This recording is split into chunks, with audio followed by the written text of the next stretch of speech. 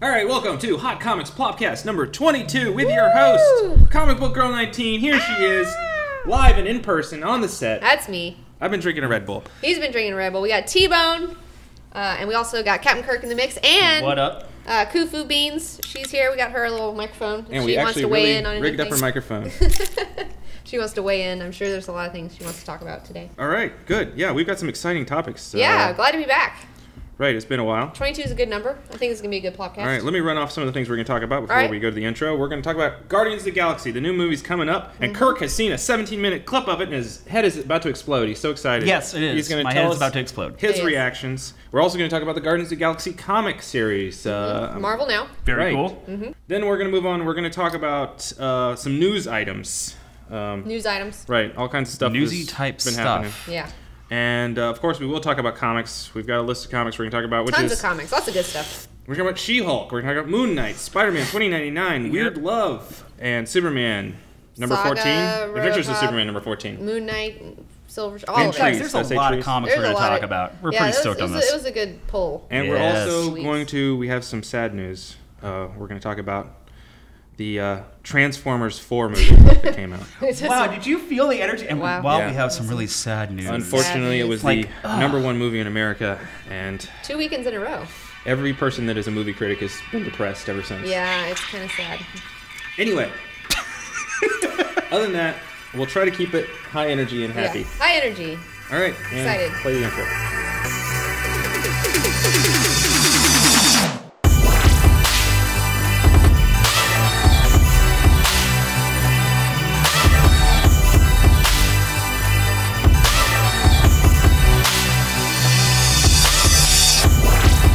And we're back. All right, we're back. So we're going to talk about news first. Yeah, let's start with some news items. What's our first news topic you want to talk about, T-Bone? Well, Guide us We have on got our journey. 2 weeks until Comic-Con happens. San Diego. And you All are three going of to us Comic- are We're all going to be going to down. Comic-Con. We're all All of going. us. All of us. First time ever. Kirk will be there. We're I'll be going to there. put the T-Bone. cat in a Cuckoo's suitcase. going too. No, she is going. Yeah, she is she's going going. too. So. Which, hope by you the way, guys I'm can see really Cuckoo kind over of here. upset that you guys got her a pass before you got me a pass. Well, you know, she's really cute. I get it. She I shows get me it. your belly all the time. I get it. You don't show me your belly. Are you going to so- bring Kufu to your booth?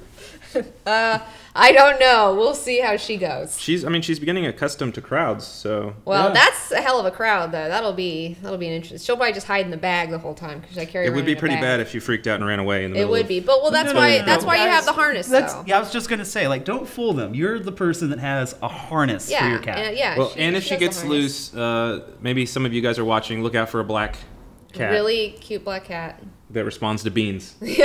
Watch Beans win, like, the And cosplay responds competition. to corn. She loves corn. Oh, yeah. She loves corn. That's the test. That's the real test. That's the real test. Not to confuse her with another cat. Okay, so what's going to happen at Comic-Con? What's your plan? Do we have what's going on? predictions? Do we have... What are we doing? Well, first of all, What are you doing? What happens? What do people do at Comic-Con? Like, I don't know. What's that? I don't know. It's so overwhelming. It's kind of hard where to start. But what we're doing is we'll be announcing this on Facebook and on Twitter when I'm going to be at the booth. We're going to be at Danger Factory's booth. We're sharing a booth. Industry with our friend. showroom / Danger Yeah, Factory, right? we're sharing a booth with our friend Rex Edlund. And I'm excited about that. And we're going to be doing times where I am going And you should to mention be- that Rex has a bunch of T-shirts for sale there. He does have a bunch of T-shirts for That are sale. really there. cool. They're really cool. Ooh, I They're can show one right now. They're really cool pop talking. art. Go get it. Like he does these really cool graphic designs with like pop art, burlesque, like all sorts of crazy good stuff. So, anyways. Wait, did you say burlesque? Yes. Awesome. There's a really cool one that. What are we looking at? Oh well, that's not There you even go. the coolest one. That's just like the You're logo. right, that shirt sucks, but there's lots of good shirts. Rex, that That shit does doesn't not shirt suck. It's No, just that's a logo. kidding. It's There's just- I'm just just better kidding. design. It's awesome. Gosh, you're a That's all we terrible meant. salesman. I'm Jesus. joking, obviously. Anyway, no one can tell. You have no inflection. Anyways, I'll work on that. Can I get to what I'm doing? All right, so here we go. This is what we're doing. There'll be times definitely on Thursday and Saturday. I'm not sure about Sunday yet, and Friday we're kind of booked up already on Friday, but we will be at the Danger Factory booth, and I will be doing signings / sketches. What does that mean? Signing / sketches. Okay, so What? What did you say? Yes. Signing / sketches. slash sketches.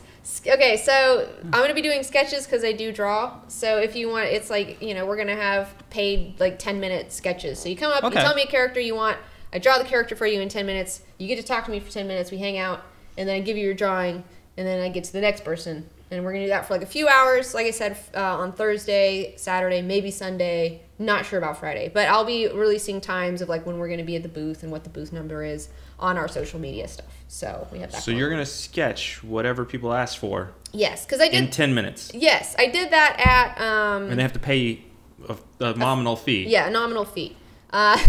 Your firstborn. Yeah. Also, we'll hopefully have like some things to sell too, but we'll figure that out. We're not there yet. Yeah, we might be selling some stuff, right? Yeah, we're gonna try to get some T-shirts made, but we'll see.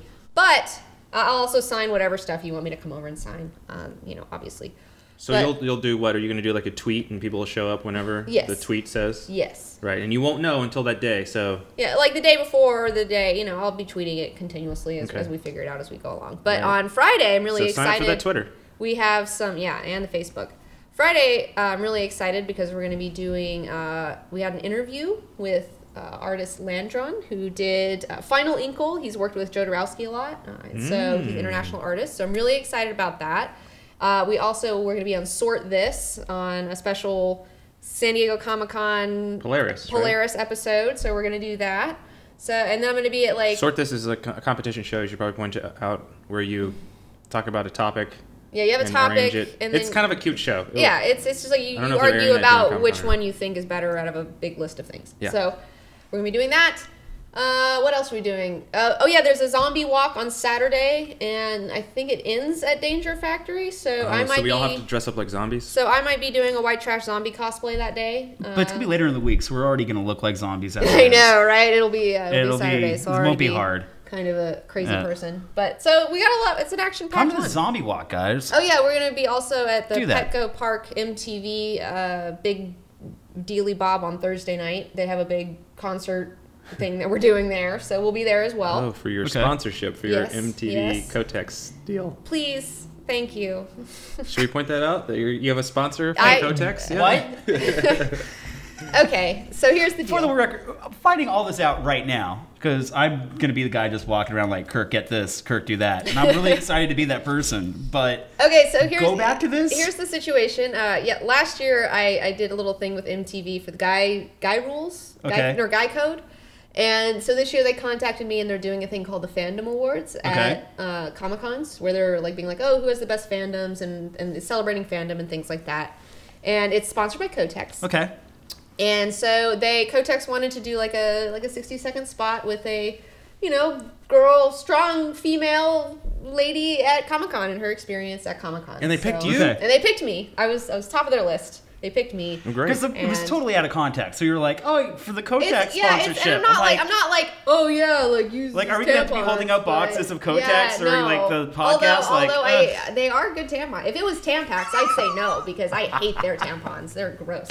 So. Oh, I'm so regretting this now. Okay. Well, it is. But on the plus side, you're getting followed around by MTV all day long, and it should be fun and exciting. No, it'll be a lot of fun. I'm really excited about it, and hopefully we can get Robot fixed up and he'll be there hopefully at Comic-Con. But I think Robot's coming. I think he's coming if we can get it pulled together, although he got some edges that need to be sanded down because he likes the taste of if you see Robot at Comic-Con, just don't get too close. Make sure you've got your tetanus shot. Yes. Make sure you've got your tetanus shot before you get a little too close. So we're really looking forward to San Diego. It'll be a lot of fun. I don't know if I'll be doing any crazy cosplays or anything necessarily, except for maybe the white trash zombie thing, but I don't know. Oh, because MTV said you can't cosplay because you can't afford the rights to the character. They originally wanted me to do a cosplay, and I was really excited about it, but then they were like, oh, Kotex would have to...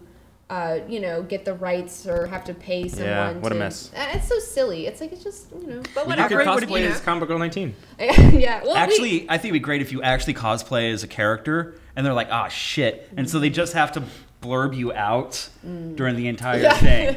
It's just like this weird blurry figure walking across the screen. I was thinking about maybe trying to do the white trash zombie thing. Because I'm in contact with the author. Couldn't she just give you the rights? Verbally? So I'm gonna ask them about that, but I don't know. It sounds weird. Well, can we stealth cosplay? Maybe. And of course, we should say no promises. This is the future, and anything we say we're going to do is subject to change, and usually does change. Yeah, at any time because it's crazy. There's your legal agreement. Yeah.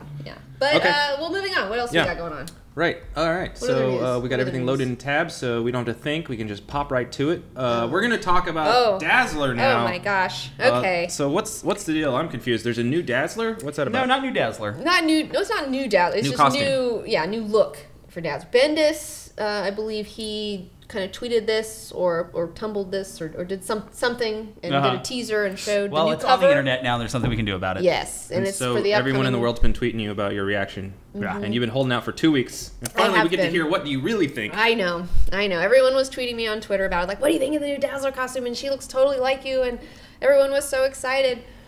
And it's like, I'm very torn about it. Well, maybe we should show a picture of the previous Dazzler. Most of you, of course, know, but, you know.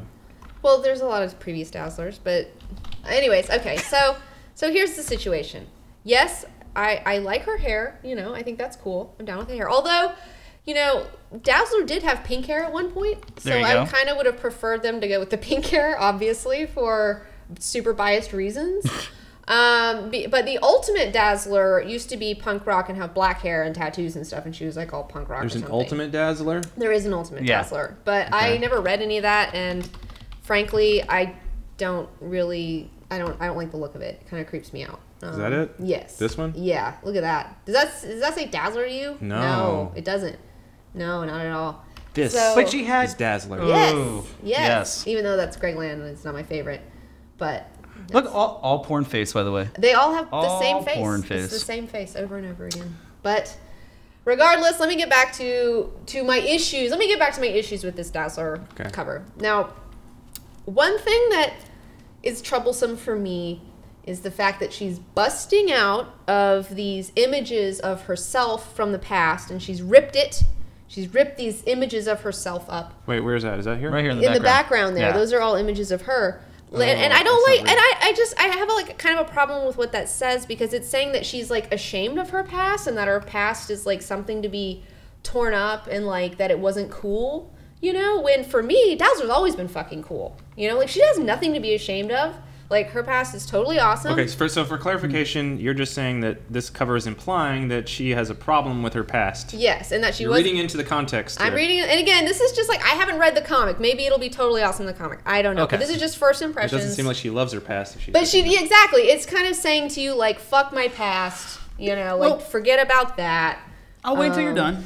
I might have a different view on this one. Okay. Well, what's your view? Before we don't get into the forget costume. that poor Dazzler's been kind of like been the patsy pawn as far as the recent Bendis run. Yeah, that's right. That's what you forgot to left out. You jumped into gear 3. Okay. Sorry. I mean, like it was kind of fucked up because Mystique was using her to basically harvest mutant growth hormone from her. Yes, and selling it as a drug. It's like a drug. Right. To other mutants. And keeping her sedated in a bed as a prisoner.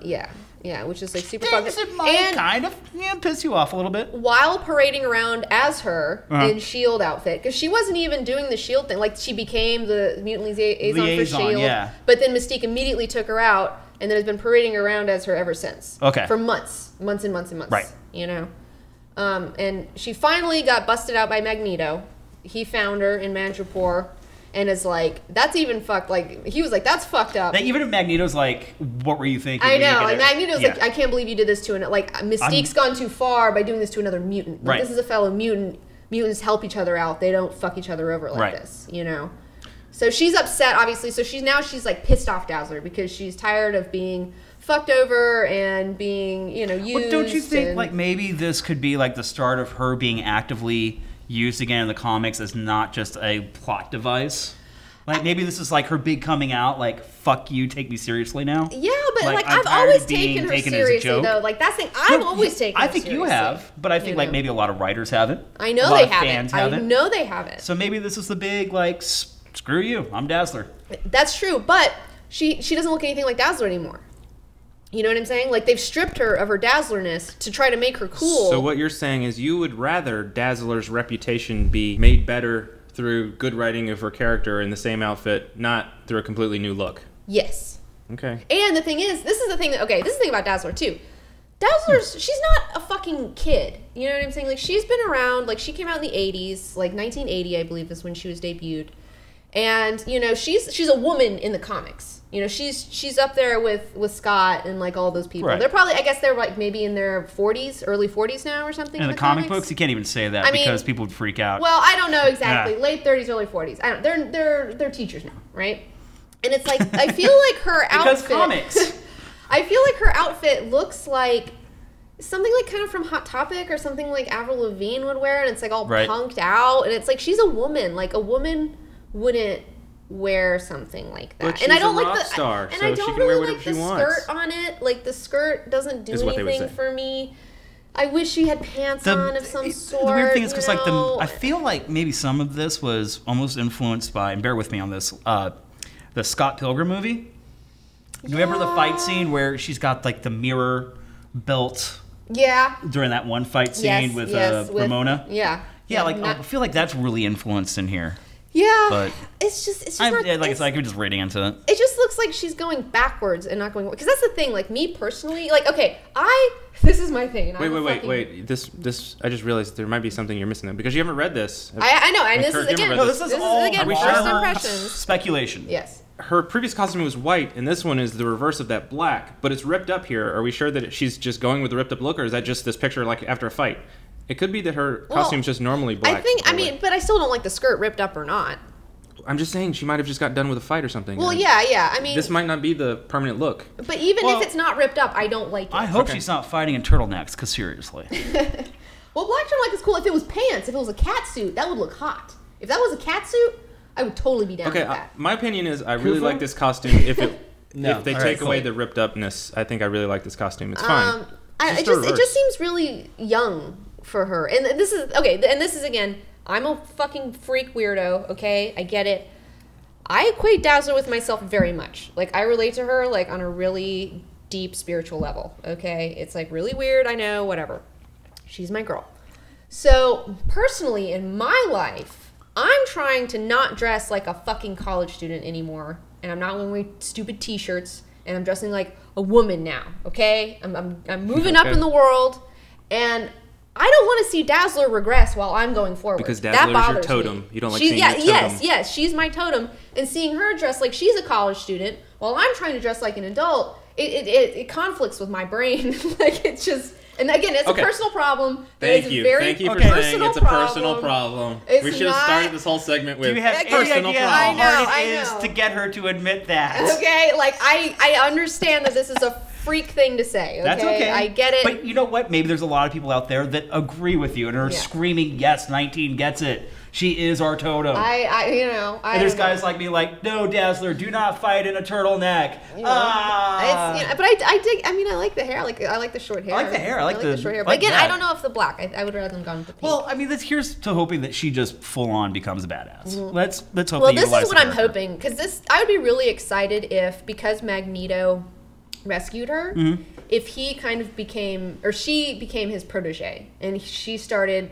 working under his tutelage. I just got an awesome idea. Like, remember how Wolverine's always got the kid sidekick, Jubilee, armor, stuff like that? Yeah, he's always got How rad would it be if Magneto and, like, Dazzler start doing, like, the lone wolf and cub thing for a little bit? That's what I'm saying. That would be rad. That's what I'm saying. Like, that would be awesome, because, like, he's such a badass. And that new Magneto series is so good. Pick it up. I know. And then, like, he could, I mean, he's got, like, he's got magnetic powers. She's got light powers. I think together Unstoppable. I think they could do some really crazy shit. That'd be dope. Yeah, I would be really excited if she was like, you know what, Magneto, I'm gonna go with you. Like, fuck the X-Men, fuck S.H.I.E.L.D. I'm gonna go rogue with you. Let's just work for helping mutants. Yes. Let's just do our fucking thing. Let's do us. And we'll learn some stuff. That's the new series. Call us. Yeah. So if that's where it goes, I'll be really excited. Okay. I wish I was more excited about the costume, but All right. Well, apologies to anyone that's offended by this. Well, I think most people are going to be fine with this costume. This is the thing. It's like, I can't. Do you want me to lie about how I feel? Because that's not what I've ever done, and that's not what I'm ever gonna do. So it's like, if that hurts your feelings and you think it's so awesome and I'm an asshole, that's fine. No, I just know that most people thought that you would love it. So I know, and I hate to disappoint everyone. I do, but I just can't. I kind of like it, and I just feel like people don't give a shit. Most people were excited for you to be excited about Dazzler being fresh again for whatever reason. Yeah, I know. And I like I said, I hope that in the comics she's just like the personality and the writing is really good. You know, like I mean, it's just a costume. End of the day, yeah, it's just a costume. All right, but it's not what I would have designed. Okay. So right. Well, we're waiting for you to write that Dazzler comic you keep talking about. Well, it's gonna happen. Okay, I need to have more life experiences. So I need to figure out my own shit before I can figure out her shit. All right. Good point. That's the best argument you can possibly make. That's awesome, actually. But it's in there. So another news items. I was gonna ask you guys what you've been up to since we've been out for a while. I've been having a great time. How about you? Well, I've been having a fantastic time doing a photo shoot. Oh yeah, what's that for? Oh my gosh. So yesterday we did a photo shoot for our calendar, the Comic Book Girl 18 Magic Sexy Cosplay calendar. By the way, that was an excellent setup, guys. I liked how that felt really natural. Yeah, like, what was it for? Oh, guess what? Oh. But, and yesterday I just... What are you, an avatar here? I'm an avatar. I had the time of my life is what I had. Yesterday we did a shoot for our Lair of the White Worm pinup based on the movie. I made a costume for it, a headpiece. So this is not the costume. This is you with the costume under a you can't umbrella. see my costume because it was kind of risque, and you can't really wear that out in the open. So the cheetah robe is not the costume. How would they be able to see what the costume really looks like, 19? Well, if you order the calendar in November when it comes out, because there's already a pre-order that's been done, and that's closed. So, but it'll be coming back out in November where you can buy it when it's actually printed and done. But anyways, so I made a Lair of the White Worm outfit out of felt, gold puff paint, some rope, and beads that I hand-stitched on there, and so I hand-stitched it together. For people that don't know, which is about 99% of people, this is Lair of the White Worm. You chose the most obscure possible movie to do cosplay You know, but I'll tell you why. You know, I did it because, I have a prop from the movie that my friend Adrian Bott sent me, because he has a small daughter, and she was kind of scared of it, and there's like this worm puppet. And I wanted to give him a last hurrah, so he did a photo shoot as well. Our worm was also there, and he was all fixed up by Studio ADI just for the shoot. This is cool. So he looked fantastic. And then B, I love this movie. It's like my new favorite bad, weird movie. It's just so unique. It's on Netflix. You should definitely check it out if you're in the mood for something fucking weird. But the thing is, even though it's a B movie and it's kind of cheap, it's like a made-for-TV movie almost. No, it's not a fucking made-for-TV movie. Jesus. By today's standards, it's a made-for-TV movie. Well, by today's standards, but I mean, whatever. Like, fuck today. Not everything can be a $250 million fucking movie. All right, we'll talk about Transformers. So, anyways, no. Anyways, Lady Sylvia Marsh is like one of the most coolest badass characters. She's so awesome. She's like a crazy snake lady who worships this pagan worm god Dionin. Here she is spitting on a crucifix with her crazy venom stuff. So send your mail, care of Comic Book Girl 19 show. Uh-oh. He just offended. Oh my gosh, but the thing is that I love about the writing is that everything connects. Like everything, like here's the alternate cover for Lair of the White Worm. Yeah, with Hugh Grant. Hugh Grant is in it before he was famous. But it's that's how they sell it now. But the story, though, I mean, it's a really solid story. Like, everything connects. Everything pays off. Like, you don't... Like, movies now, I see $250 million movies that don't have fucking payoffs. You know? Like, you see Edge of Tomorrow where they set up all these really cool concepts, and they never really... Ooh, don't go there again. Well, they don't... I mean, I'm not trying to be mean to it. I'm just saying, like, it doesn't... There's a lot of things that don't really connect, whereas in this movie that's, like, so goofy, everything connects, you know? Every setup connects and pays off. And it's really... well done. So I got to be painted entirely blue, and it was. I'm still high from it. I feel like that said and done, your absolute fangirling love for this movie. Yeah. Is it true? The only reason you wanted to do this was because you wanted to be painted blue. You know, I didn't realize how fucking awesome it was going to be, and then I got painted blue, and it had a psychological effect on me. Just saying. That I am still feeling over 24 hours later. Like, I was just high off of being blue. About it. It was the best thing I've ever done. It was like... We get it. You were blue. It was so much fun. We're jealous. We didn't get to do it. I felt beautiful. It's the same way I'll never make it with the green alien from Star Trek. Yeah, it was jealous, so great. I'm frustrated. So great. It's okay. It was fantastic. It's okay. I felt like a Hindu god. I felt so awesome. It looked beautiful. I wish I was blue all the time. It calmed me down. Like, it made me, like, I don't know, like, it was just really good for me. Like, colors have psychological impacts on people, and I didn't realize being painted blue would have a crazy impact, but it did. And I'm so glad I did it. And next excuse I get to be painted blue, I'm doing it because it really centered me a lot. Maybe we should paint you blue for the next regular shoot we do. I know. I'll do it all the time. Smurf cosplay. Here we come. And another thing that was awesome was that we got to hike up to this cave and I got to be in nature in like almost no clothes. And that was great. It was like, this is what God had intended. Like it felt so natural and so great. And we just had the best dream shoot. It was such a dream.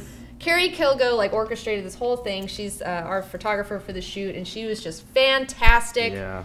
Everybody was just great. Our makeup artists, Christina and Anna, were just off the charts. What about me? I did lighting. You did a great job. My friend Brittany High, who writes for Incredible Things, she was also there doing some awesome stuff, helping us with lights and whatnot. We had a good team. We had a really good team, and it was like a dream shoot. It was seriously a dream shoot. So I'm just very grateful to have had.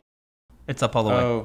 Well, we can't hear it. How about we post a link in the episode? Oh, yeah. Yeah, okay. This is really funny. Basically, it's a kid going crazy for 19's show, and it's adorable. I was just going to show Yeah, this baby, every time I come on, he's clapping and giggling and having a great time, and it just made me feel great. I was like, I feel like I'm doing something right if a baby likes me. Comic Book Girl 19 is baby approved. Baby approved. Baby approved. You know what? If you don't like me, then you're against babies. So... There, all right. Babies like me, so what's your problem? But yeah, I was super tickled. I was tickled pink to see that baby giggling at my show and getting a big kick out of it. That made me really happy. Okay, so that takes care of the warm-up news items. Warm-up news items. So we're getting into the nitty-gritty now. Right now, it's time to really get to the core of the show. Core show. So we're gonna do a commercial break, and when we come back, we're gonna get into the real root of the show, the nitty-gritty, Guardians of the Galaxy and Transformers 4 debate. All right. Conversation. Okay.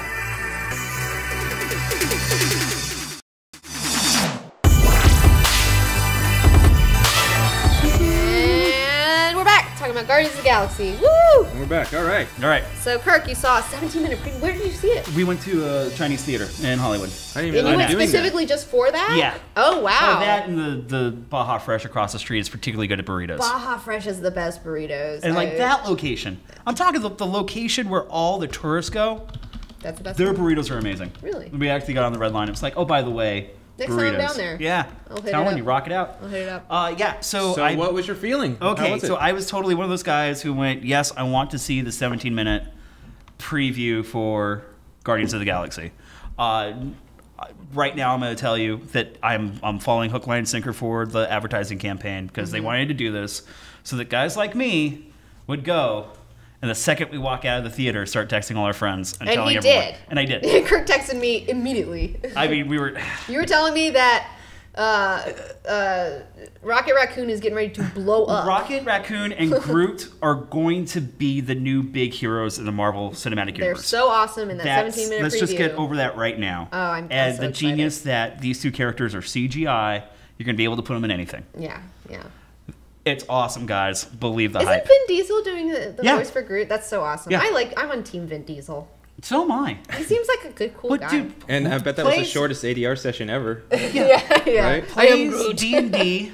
Plays D&D. Did you know that he did the cameo in that Fast and the Furious movie purely just for didn't get paid for it. He just wanted the rights to the Riddick films. Really? Turned out that paid out in dividends, and now he has all the Riddick movies. He gets He every also likes cent. to karaoke. He sings Stay. Yeah. He likes that one. Dude, I'm awesome. A big Vin Diesel fan. I am too. So why did you like it so much? What was by the way, Guardians of the Galaxy. Let's put it this way. It just looks great. We got to see a specific scene where it was kind of like the team coming together. They're not necessarily Guardians yet, but we did get to see a little bit of like all the cool actors that they're going to have in it. It's beautiful and colored, and like someone else was, it looks great. It looks... Like even though they're using primary colors in a lot of the scene that we were watching, it's still dark, and it's kind of like this underlining, slightly mature if you've got the imagination for it. It's darker than you're expecting. Love it. But Chris Pratt looks amazing. The CGI for Rocket is fantastic. Yeah, I wanna do Beans in a Rocket Raccoon costume. Oh, okay, cool. We should do that. And then one of the other scenes was you got to meet Dave Bautista, who's a WWE wrestler, and he's playing Drax. And you get a little bit of a sense of who he's going to be. And I was kind of expecting him just to be another muscle character who doesn't talk and is kind of one-dimensional because you cast a wrestler. Right. forget it.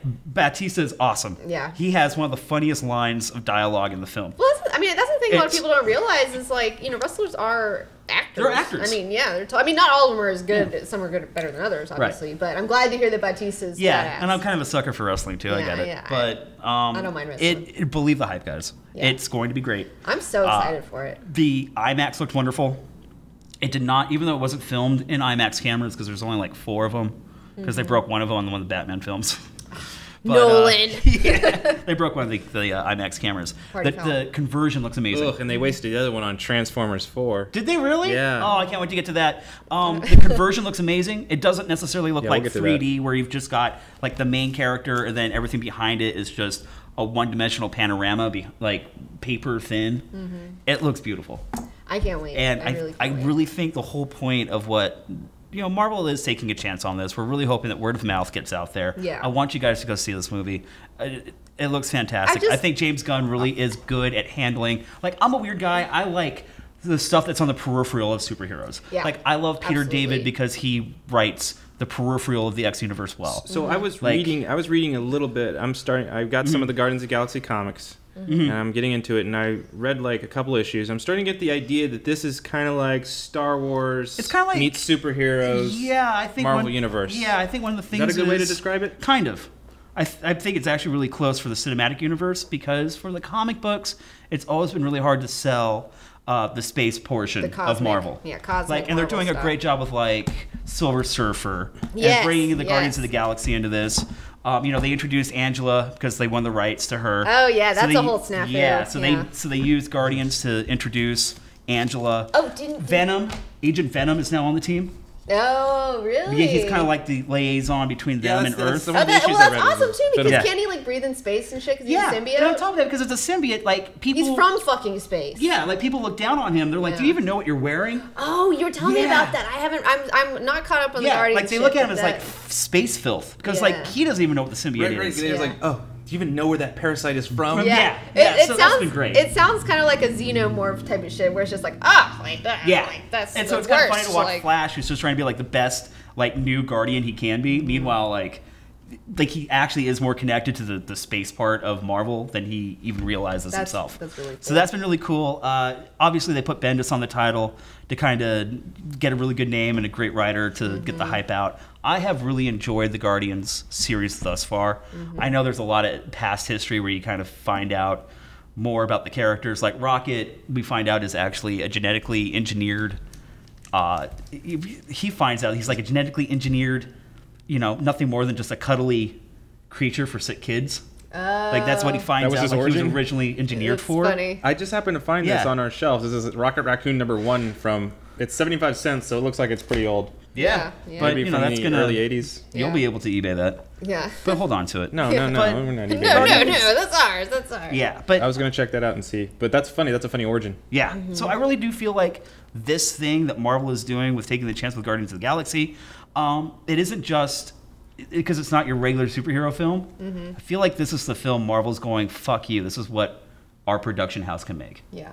When it's not just superheroes, this is a big story. The reason why Guardians of the Galaxy looks so exciting for me is, like you were saying, it's peripheral stuff, and it looks like because it's not Avengers characters, they are willing to take some weird chances. Yeah. This is a weird team. I love the fact that they're not doing like, oh, we have to do a Star-Lord movie and then a Gamora movie. It's like, no, they're just a fucking team go. Like, it's just a fucking team go. And that's what I've been waiting for. And you're gonna realize that these guys are outlaws. No one here is like a lawfully good character, so to speak. Yeah. Like, Rocket makes the joke that he's broken out of the last 22 prisons they put him in. Yeah. Drax is, they call him Drax the Destroyer. He lost his family. He went on a rampage. Gamora is related to Thanos. Thanos, which they reference in the preview. What? So that's like all these guys. Yeah. They're badasses. So wait, you were starting to say this. How similar is the comic to this new movie? Yeah. And I won't be able to say yet. I just saw the preview. Okay. I think this is definitely going to be a whole new origin story as opposed to the comic, which picks up knowing that the Guardians have been flying around for a while with a lot of their history. Okay. The comic, the Marvel Now comic, never retconned who they are. It never started over. Yeah, it just picked up the story thus far. Right. Okay. Well, I really like it. That's why I went and picked up all these different issues. Like I read that one you were just talking about with Venom in it, and I was like getting into this. Plus, my favorite artist is working on this. Oh yeah, Nick Bradshaw. Bradshaw's awesome. He's so good. I love his stuff. I also really liked when Pichelli was on the series earlier, because she was also doing stuff with Bendis on Ultimate Spider-Man. And those titles were, those art was... You had an interesting theory about Angela. Would you like to I don't share think it's a theory. I think Marvel's actually confirmed it. Oh, it's been confirmed? Remember like how Angela belonged to another company and there was a legal rights issue and they introduced it? Situation. I think they're going to make Angela the long-lost sister of Thor. That's awesome. So, yeah, I like that idea. That's awesome. That's really cool. Yeah. Like, that makes me like Angela so much more now. Well, it puts her right... It gives her a place in the Marvel Universe right away. And it's so funny because, you know, if they do that, Yeah. We were just talking about how we were reading She-Hulk #5, and She-Hulk is having a conversation with Shocker. Miss Marvel, by the way, that's awesome. Aw, that's so cute. I love her. By the way, we got to do a favorite artists episode at some point. We will. Yeah, we'll get there. We'll get there. But anyways, so She-Hulk is having a conversation with Shocker, and he's like, look, you know, she's like, why did you run? You know, and he's like, okay, there's two types of people, you know, that we fucking, like, well, it's like, if you got an Iron Fist or a Daredevil, you might come out of there if you're good. If you're okay, like you can fight them. But if there's a Hulk, whether it's a woman, red, gray, it doesn't, you run. You avoid Hulks. You run. And Thor's. And she's like, Thor's? There's only one Thor. And he's like, no. There's the girl Thor, the horse-faced one. And then she's like, no, that's like better. And he's like, no, those are Thor's. And you just run from the Thors. Don't even bother. And I like that Angela is a Thor. I think she's going to be a Thor. Yeah, I think that's so funny. It's so cute.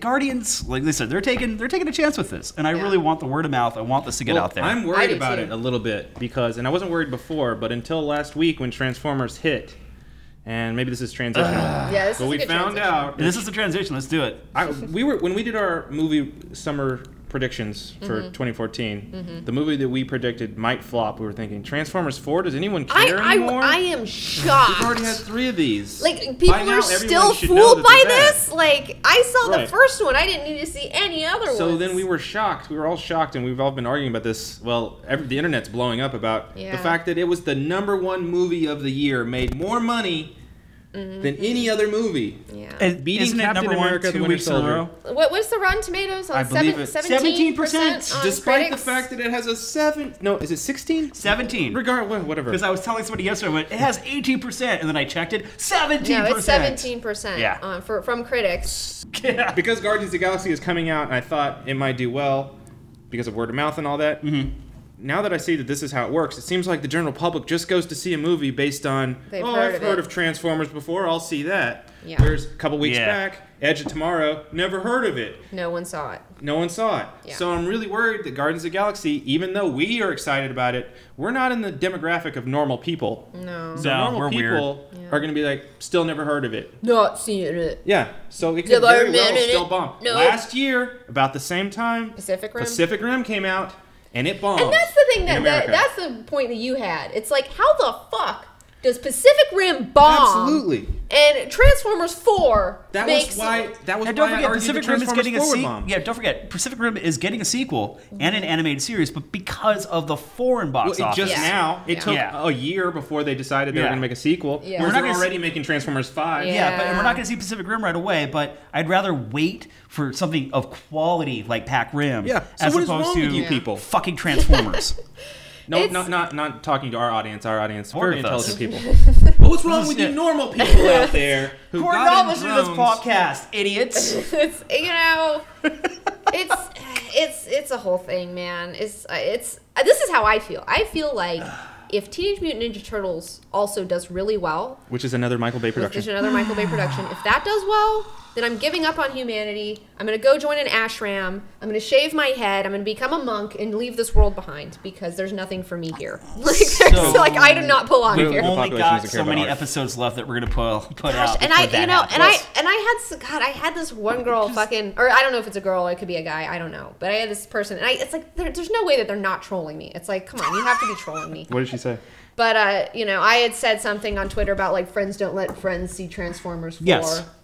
And she was like, I saw it and it was awesome. And here's a picture of my tickets. I'm going to see it a second time. Just to spite you? Well, the first time she said it was a fun movie to turn your brain off to. And then I was like, I don't understand the concept. That's what everyone says. That's the number one reaction is, I just wanted to turn my brain off. And it's like, What is that? Well, this is the thing, okay? This is the thing, right?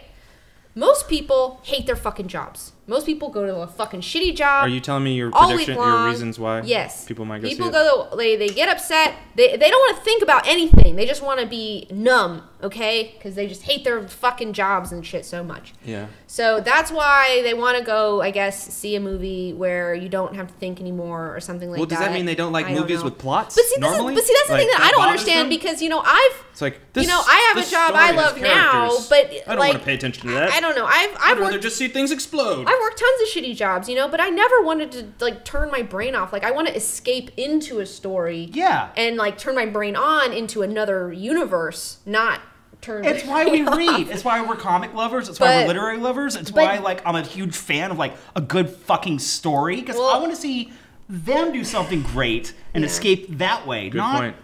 Yeah. Well, the thing that also killed me about this person on Twitter was and I loved it when the action moved to China. And I was just like, oh, God. I didn't say anything back. I was just like, I can't say anything back without sounding like a total fucking bitch. But it's just like, I hope you... I hope that you fucking like seeing the action move to China because that's all you're going to fucking get from now on. Because China and Russia make up 80% of the profits for a movie. Yeah, okay, that's why they're in China. That's why they're in China. Here's a story already. This is bad because that means that we will not be seeing artistic movies. Well, this is also what she was saying, is there's two types of movies. There's tadpoles and there's tent poles, all right? And, things like Transformers, the Marvel Cinematic Universe, those are tent pole films that make, $250 million, $300 million films to make.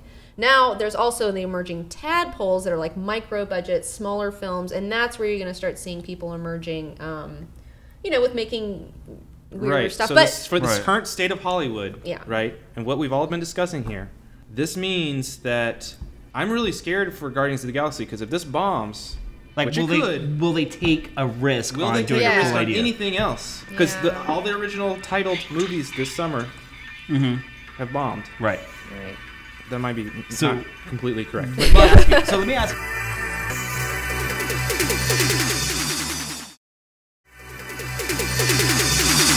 Hey, we're back. And we're back. All right, so now we're going to talk about comics, right? Talk about comics. Talk about something more exciting. Why don't you talk about comics more? I don't know, but we're going to do it right now. I'm so excited. Let's see here. I want to kick things off. Look at this spread of comics, by the way. It was a really good pull. This is a very sexy spread of comics. It is. How are you guys going to get through all of this in 30 minutes? I don't know. 30 minutes. I know. You're silly. You're a silly boy. All right. Well, pick one and go. All right. So first up, I want to talk about Weird Love. We'll go back and forth, Kirk. Let's do this. Come on, we know I want to talk about Weird Love. It's by IDW and Yo Comics, and if you remember, I've been picking up their Haunted Horror, which is essentially just reprints of horror comics from the 50s, 60s, and on. And Weird Love, this is issue number 2.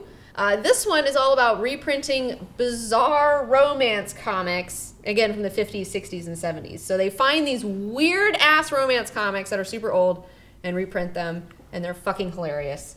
And then this one I was still just as pleased as with the first one. In this one, we have, Yes, I Was an Escort Girl. Dun, dun, dun. Awesome. We also have, the second one was my favorite, Too Fat for Love. That was a good one. That's not politically correct. Too Fat for Love. We had a whole bunch of really good stuff in this one. That was the story I actually think they said this is 1953 when this was printed. Yeah, this is... and you could never get away with Too Fat for Love these days. 1950 to 1951. This one's 1953. And I like the heading on the front of it. Oh, yeah. Sex, drugs, and Ronald Reagan. Oh, yeah. And the Ronald Reagan thing, that's not a joke. They have this Tiger Beat comic called Picture Biography, Ronald Reagan, Dreambow of the Month. So you get to see Ronald Reagan and talks about his life and how he's a super hottie. Oh, okay. And right beside it, Bosco plays matchmaker about a bear who gets a couple together.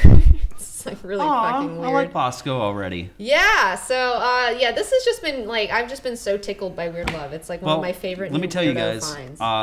Weird Love. Google it. I dare you. Yeah, right?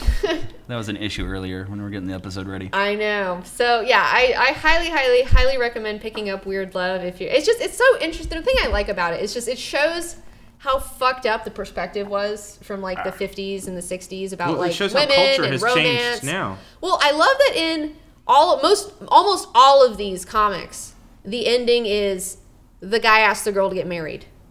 And that's like the whole point of everything. It's like just getting married. And then your life is over. You know? Yeah, and then the story ends. Like the story, once you're married, life is over. That's it. The story ends. Fade to black. Roll credits. It's so. I think that's really interesting. And the things that they talk about, just about women and the issues that they've had to deal with, and like the just shows how fucked up society. Yeah, I really want to read Too Fat for Love. Can you just give me a little bit of what does she learn? Oh, okay, all right. Well, in Too Fat for Love.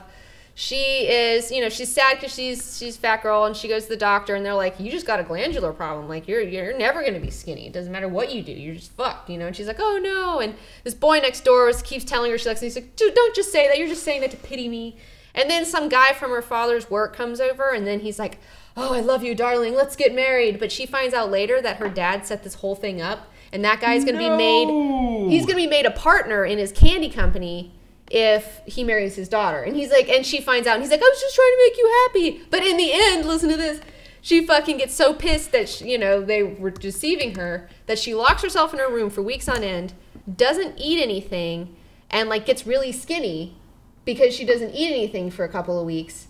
And then that boy next door comes over and says, no, I really love you. And then they decide to get married, and now she's skinny. Okay. Even though she has a glandular problem, like that's not a trust. Well, the doctor does say that it might work itself out. So the moral of the story, never know. Yeah. So she still had to get skinny. She still gets. Yeah, I love that she still gets skinny in the end. It's kind of like Beauty and the Beast. Like the only way you will be skinny is if someone falls in love with you. No pity. No pity on fat girls. And the one in the end is so funny too. It's called The Beautiful One, and this guy, and he's on this island with this girl from like the military or something. Oh, and he's wearing a captain's hat. I know. He's a pimp. And he's like, oh, I want to get married. And she's like, well, go back home for a year, and if you still want to get married to me, then cool. So he goes back home, and he has all these romances with all these pretty girls, and then he decides to come back, and she's like, why did you come back? What about those other girls? And I guess you find out the moral of the story is that she's busted, and he wants to marry her because the other women that were pretty were all like bitches in different ways, and that he wants to marry an ugly girl because he won't have those problems with her, I think. God.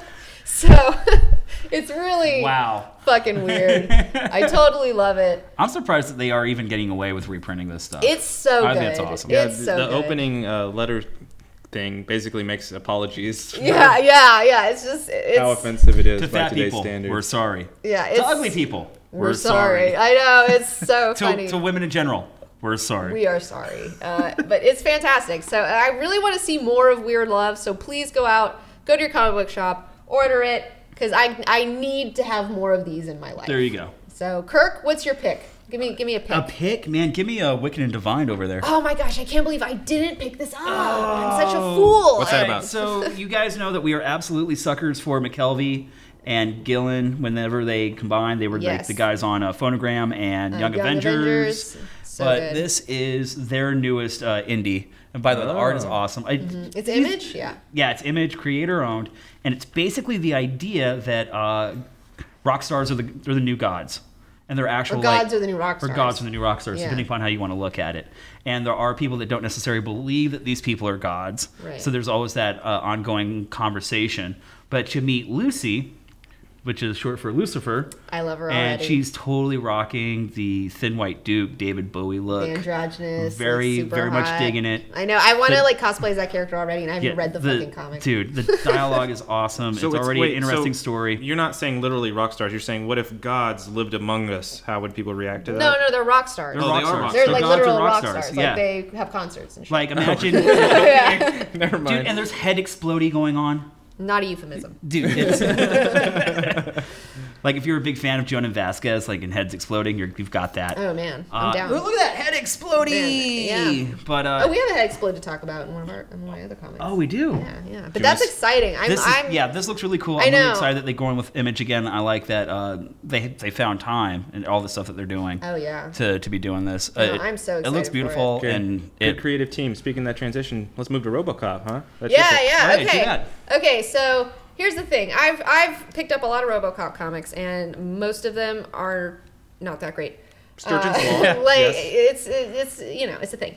So I saw this, and it's by Boom Studios, and I was like, fuck, they're going to take my money again. It's going to be another. Yes. But I don't know. I was feeling saucy. I bought it, and this might be the one. This might help you save Robocop. Yes, this might be like the bomb-ass Robocop comic that I've been waiting for. Okay.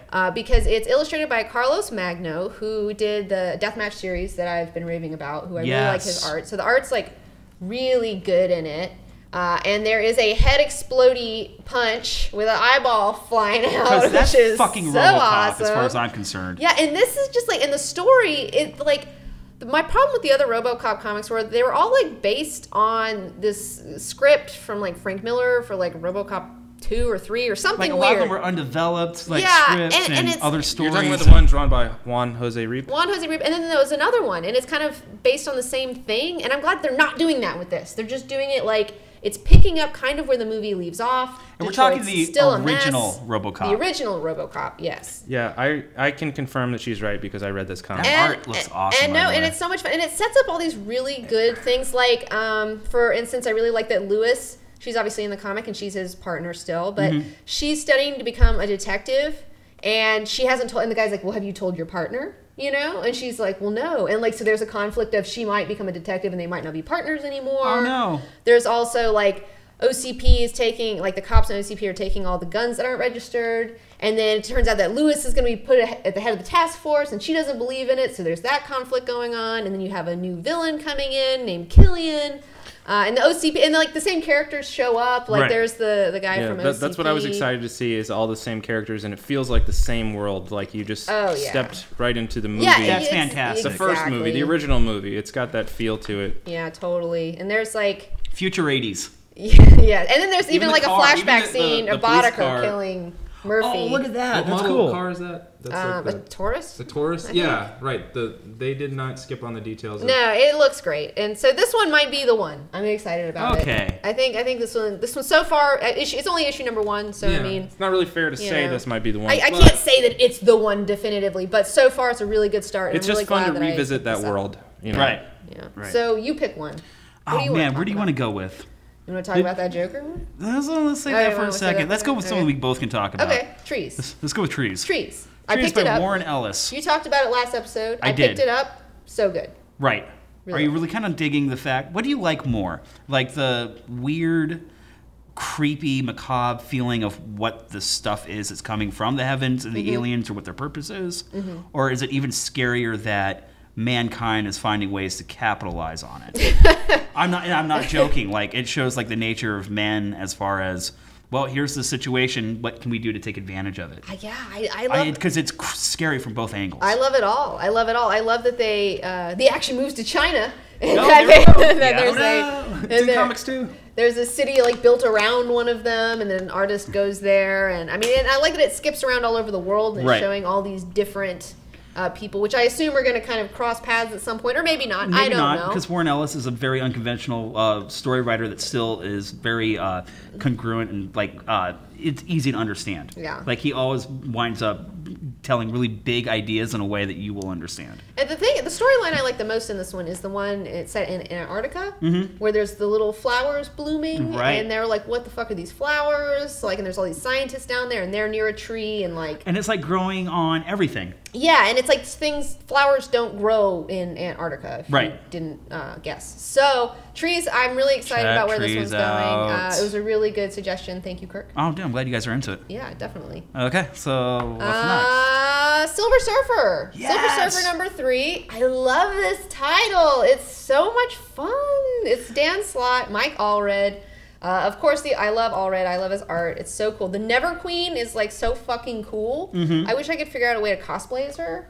And just the whole thing is just fun. Like, it's just lighthearted and this cosmic. goes back to doing what they were doing with Guardians of the Galaxy, making the space part of Marvel interesting to read, because I think it was a little hard for other people to grasp. And this is like Guardians is really kind of finding a way to relay that idea. Maybe making the universe seem a little bit smaller in these stories. But like you're still dealing with like eternity. And it's just like I love it. I love the concepts that are going on in this. I love this where the Empiricon, I don't know. I don't know what the fucking name of it is, but this crazy impossible planet that's like this vacation destination is being kind of torn asunder because the heart that was, I don't know, it's a whole thing.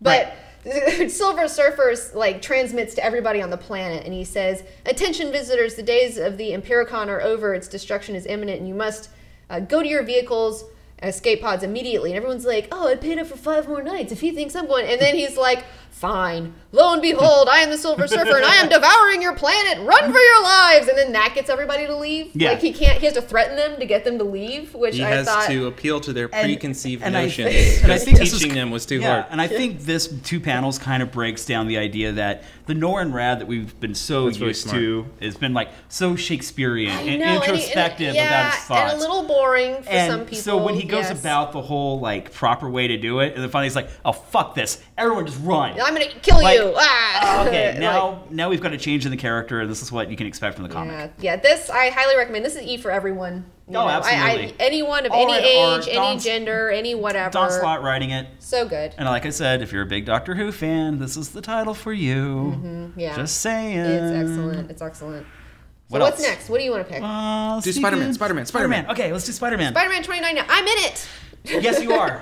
Did this look like that? What's that? I haven't ever read Spider-Man 2099, and this is new. This just came out.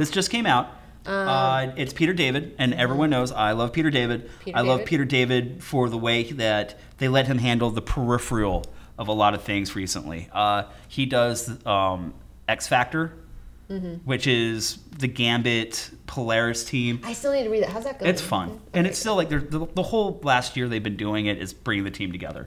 So you've been getting like really great team moments. Nice. But like I said, I like how they let him handle the fringe stuff.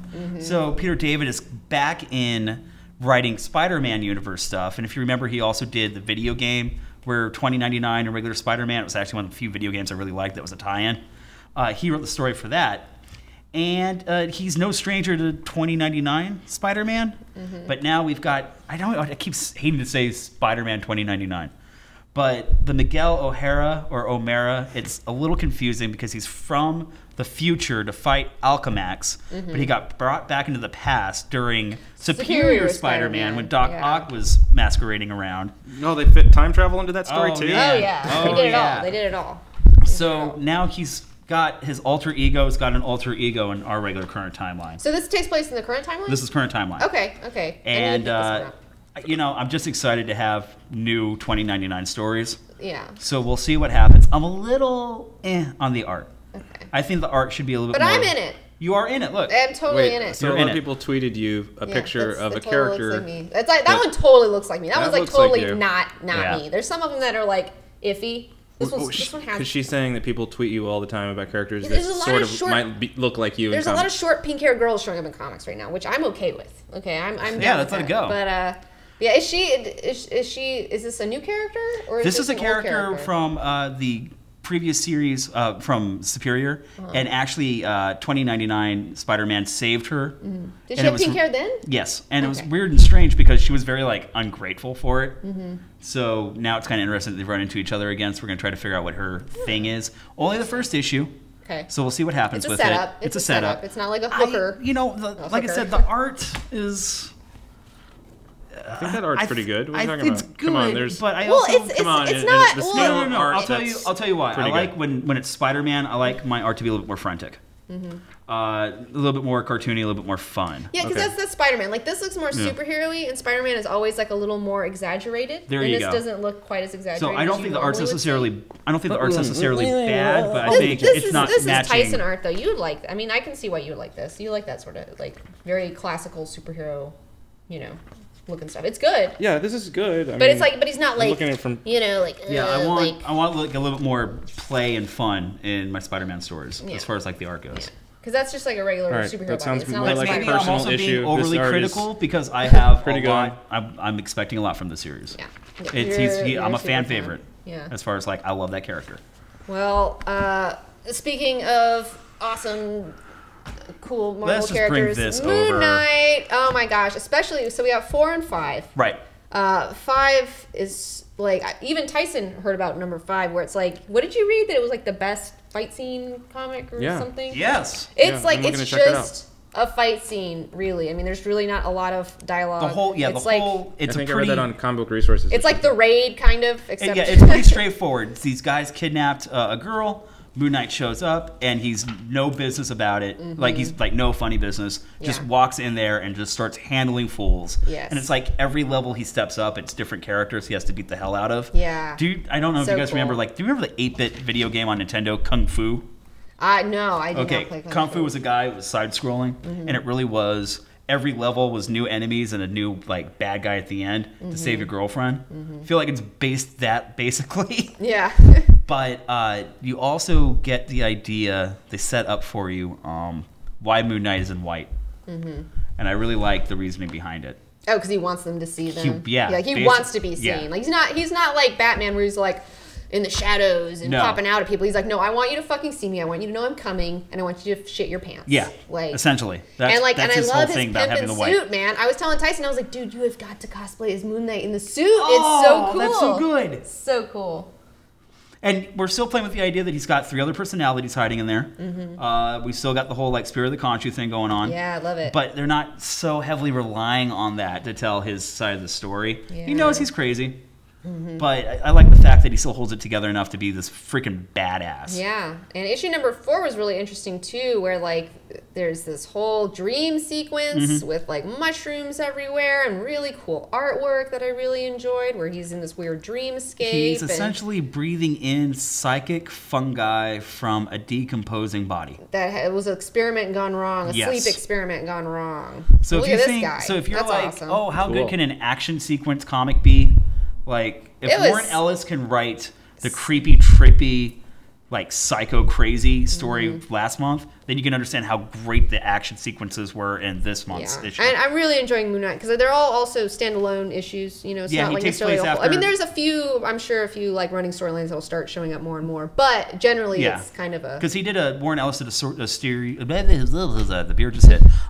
He did a series called Global Frequency, and Global Frequency was an individual story every issue. Yeah. And so they've kind of taken that format and worked it with Moon Knight. But I'm really, really upset because issue 6 is going to be his last issue. What? Brian Wood's going to take over on 7. Okay. And they're going to stick with the same format, but I don't know if anyone can outdo Warren Ellis at his own game. Good. Yeah. Well, we'll see. We'll see. We'll see how it goes. All right, what's next? What's next? Saga.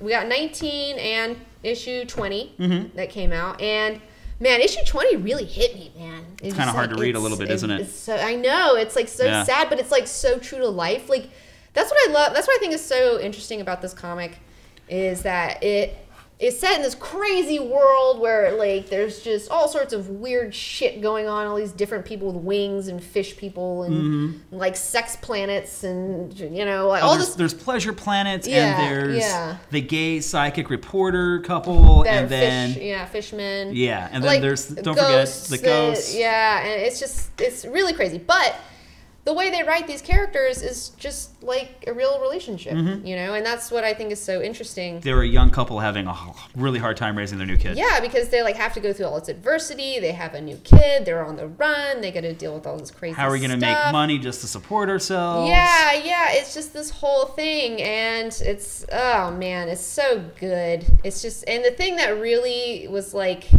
super sad where she's just like, oh, and this is the story, like the kid is narrating it from like in the future. She's like, and this is how my parents broke up, you know, and starts showing the unraveling of their relationship and how, you know, she's working all the time and then he's raising the kid all the time and they're both just at their wits' end and she ends up like kind of turning to drugs, which this panel is so cool where it just says fuck yes. Yeah. So like she's just like, I am not worrying about anything right now, you know, like, and then... And she's like a baby in the embryo. I love it. I love this panel. It's so fantastic. And then you have the father who's like flirting with this bat.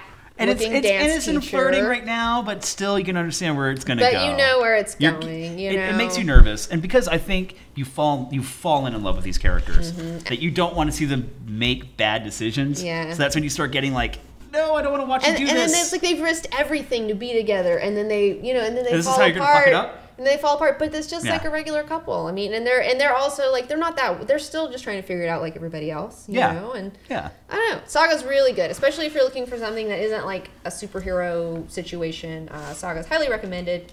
We're up to issue number 20. Well, what if I am looking for a superhero situation? How about Superman? Well, how about it? Oh, let's talk about this for now, this a one second. I don't know if you can get. You might have to go on Comixology, right? I think you can't. This basically was essentially sold out everywhere in the LA area.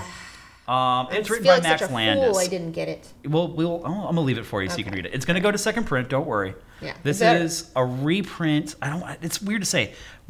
DC was doing digital only releases, and this is from a story that they did digital only release on months back, and now it's finally seeing print. Yeah. And the story is by Max Landis, and the art is by John Landis. Yes, and also the art's by Jock. Which is enough. All right, I'm gonna open it up. Here we go. He's cracking it open. Like, I noticed the gosh. price tag on that one too. You had to pay $10 for it. Yeah, I had to pay $10 for it. I'm an idiot. Whatever. It's still a great story. But Max Landis, if you don't know, he did that. What's the Death of Superman? Death video, and Return of Superman video. And if you haven't seen that, we'll put a link in the description. It's so good. You can tell that he loves Superman. He loves Superman, and he's thoughtful, and he's smart, and he just. I feel like he would know how to fucking write this character, and apparently this Jock art.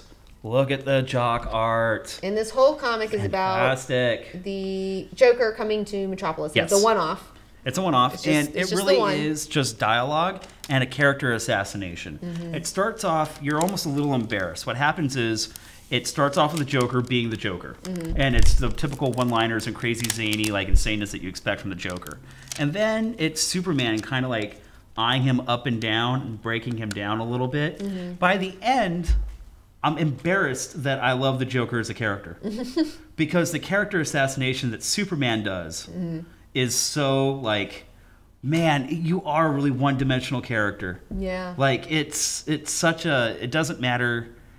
Like at one point they're saying it doesn't matter who's playing the part or what clothes you're wearing. Everyone's always gonna like that person who's doing it, but no one's ever really gonna like you. Yeah. And it was like, oh man, I'm kind of an idiot for liking the Joker now, aren't I? Meanwhile, Superman comes off as just this really great, natural, like really good at reading people, and there's a reason why he's Superman. Right. And I love Max Landis stories. Well, I shouldn't say stories, but this story, because it's another reason for you to fall in love with Superman. Yeah. And he shows you things about whenever he talks about Superman, like on his Twitter or in this comic or on that really rad video that you need to go watch.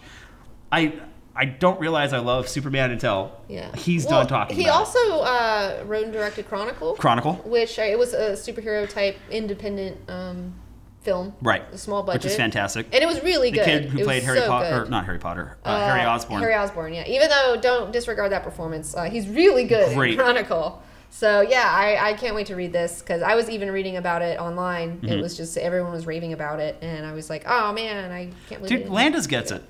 Yeah, he does. He's just, I mean, there's a certain amount of insightfulness when it comes to when he is talking about, like, I love his Twitter. Like, his Twitter is fantastic.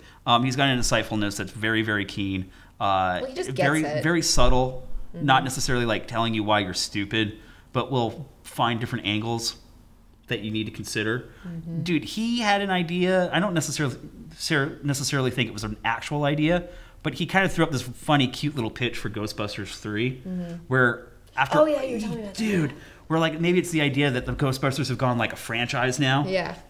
And all like the franchises are made up of people that you don't necessarily want being Ghostbusters. They're like blue collar workers people, who are just like have these nuclear power packs, you know, on their backs. Idiots walking around doing this job. Yeah. But the idea that he had, and a couple of like the descriptions of some of the scenes, like the opening scene that he has a great idea for, where it's Slimer before he died. Yeah, that was so cute. Like, who doesn't want to watch that Ghostbusters? Yeah, that makes a lot of sense. Well, that's the thing. It's like, you know. So go check out his Twitter. That's the problem. I think it's called @UpToMyKnees. That's the problem with reboots, though, and remakes. It's like, you know, I wouldn't be so offended by them if they were written by somebody who gave a shit and understood, you know, what it was and made something really cool from it. Like, and I feel like Landis... Yeah, he gives a shit. He cares about it. He's not going to step on it. He's not going to, like, make a mockery of it. He takes it seriously, and he's a thoughtful, insightful person, you know? And I'm not going to lie, it might seem like we're kissing his ass a little bit. And we are. It does. It does sound like that. I do want this guy to get more writing gigs. I do, too. I really do. I want the stuff to see the light of day. Sex Criminals. It was really good. It continues to be really good. It continues to be good. Slight change in the story now. It's not just them discovering their powers and running away from the actual, like, sex police. From the man's perspective. It's more from the boyfriend's perspective. His psychological problems are coming into view, and he's taking these pills, and it's making him just numb, you know, and like it talks about, you know, he's got anxieties and disorders that he needs to kind of keep under wraps because of certain medication. He has like certain authority to find his problems, which is why he likes to poop in his boss's planner. You have to read it. But those things are starting to come out, and you're starting to see what happens when he's off the meds, and it's kind of really depressing. And you see why he goes off the meds. Like you start to get a better sense of who that character is. It's kind of sad because both Sex Criminals and Saga has like this kind of like where the two characters that you love so much to see together are kind of starting to have these. The honeymoon is over, and you're like, oh no, I want them to be in love forever, but that's not real life. And not happening. I appreciate a good story. Last up, I guess you got one more time for one more, T-Bone. Not really. All right, Southern Bastards, Jason Aaron. Being from Alabama, this is just so cool. There's not much to really say about it necessarily, but it's just really keep cool. up with it. The series is great. The tone is awesome. You guys love it because you are from the South. I love it because I have no idea about the South, and I'm kind of being exposed to like a certain way of life, or at least a certain tone that I'm not used to. It's absolutely fantastic. And Superman. Everyone's been waiting for this. Superman 32. It's the introduction of John Romita Jr. doing the art, and it's been pretty cool so far. Believe it or not, with all like the hype of having John Romita Jr. doing a Superman title, believe it or not, my favorite parts were how he depicted Clark Kent. Nice. So I think that's one of the main reasons to pick it up. Awesome. Okay. Well. And She-Hulk, the last one. Well, and She-Hulk. I mean, we've talked about this one a lot, but She-Hulk. We kind of talked about it last episode, but She-Hulk continues to be awesome. It's still the same. This was people are calling it a filler issue, but I want you guys to go check it out. No, I didn't think it was a filler issue at all because they're finally getting to the blue file that started kick this whole thing off, where they were getting sued, and she's trying to figure out what was going on, and she's investigating it deeper and deeper. And apparently, it's like if you talk about it, it's kind of like this hypnotic code word that will activate it's a trigger. Yeah, it's like a weird trigger that'll make, and then. Her conversation with Shocker is that's the reason why to buy it. It's just for that scene with the Shocker alone. So good, so good. Like definitely check that. You just heard me say the reason to buy She-Hulk is the scene with her and the Shocker. Yeah. Make all the jokes. But Tigra was cool with Hellcat too. I mean, everything was really good in it. So I mean, it continues to be. Like I said, didn't feel like a filler issue. That's why we're talking about it a second time. Go buy it. So yeah. So that's it. That's it for all of our comics we've been reading. So exciting. All right, that's quite a spill. Thanks for playing along. There you go. Okay. What else we got to talk about? That's it for today until number 23. Probably that'll be after Comic-Con because we got a lot of shit going on. Right. Between now and then. So. Any Comic-Con predictions? What I'm going to be really announce? Tired afterwards. Probably new movies and. New movies. Do you guys ever actually go to, like, I was talking to people about this. Do you actually ever go to Comic-Con for, like, you know, the WB to roll out their new like fall schedule, or well, considering you guys go for? We've only been to one Comic-Con before. Well, last year. I've been to two. Oh, that's right. It's been 5 years since I've been to one. So well, once not as a Comic-Con last year. Yeah. I didn't go last year. I didn't go to any panels, which I would like to have seen, but the lines were too long. They're so fucking long, man. Yeah. I'm not gonna wait for 3 days. But at Dragon Con, I love every single panel I can get into. Yeah, which you can get into. But see, the panels at San Diego are like advertisements. The panels at Dragon Con are teaching you and learning about things. So yeah. See, I feel like whenever I go to MonsterCon, like whenever they do the master classes on Monsterpalooza, yeah. Whenever they do the master classes on like practical effects and how to apply makeup and stuff, I'm not even a special effects person. It's truly awesome. Dude, I was eating up those meetings, those rooms, those whatever. Wait, did they expand the hall like they were talking about? Is that happening this year? What? A larger hall? Hall H? Yeah. I don't know. I don't know. I don't know, because like I said, it's like I we're hope always so. we're always so busy. Like I mean, Yeah. we're always so busy, and we're gonna be at the booth, and we're gonna be interviewing people, and we're gonna be doing stuff. So it's like I don't know how much time I have to wait in line for panels to be advertised to necessarily. Dude, no Doctor Who panel. I know you guys don't care about that. They're not making any Doctor Who. I was happy last year we got to see the Godzilla experience. Though, yeah, the Godzilla experience. That was the one thing we got to get in line. And that's because we got a pass from Rex. He hooked us up. Right. He figured that one out, finagled it for us, and that was awesome. But that was like the one thing we did. But that wasn't even in the convention hall. That was like separate, which made it a lot easier to deal with. Anyway, we need to wrap this up though. All right. We don't need to, but all right. I guess we should. Yeah. Maybe. Sun is set. The sun has set on this PLOPCAST. Thanks for hanging out with us. PLOPCAST number 22. Thank you to T-Bone and Captain Kirk for playing along. Kufu Beans, she ran out on us. Who cares? Don't forget, follow her on Instagram. And Twitter. And Facebook. And Tumblr. And follow Kirk on there too. Oh, yeah. I've got stuff. Kirk-like stuff at Kirk-like stuff on Twitter. And Instagram. And you'll find the Instagram later. I think it's Kirk FM. I changed it the other night when I was drunk. I don't know. Yeah. Okay, Well, that's a wrap. That's it until PLOPCAST number 23. Woo!